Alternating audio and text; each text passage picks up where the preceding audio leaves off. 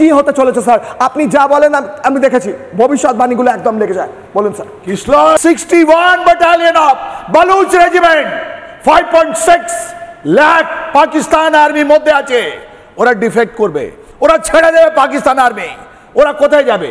ওরা আমাদের দিকে আসবে, আমাদেরকে ক্রস করতে হবে না। ওদের 61 ব্যাটালিয়ন পদাতিক সেনা প্রস্তুত আছে, বলছে আমরা আসছি, আমরা পাকিস্তান আর্মিতে থাকবো না। আপনি কাদের কথা বলছেন? বালুচ রেজিমেন্ট, বালুচ রেজিমেন্ট প্রত্যেকটা পাকিস্তান সেনার। ইয়েস স্যার, তারা আলাদা হয়ে যাবে, আলাদা হয়ে ওরা আমাদের দিকে আসবে। পাকিস্তান সেনা না, এটা বড় বলছেন স্যার, আমাকে এটা বুঝতে হবে।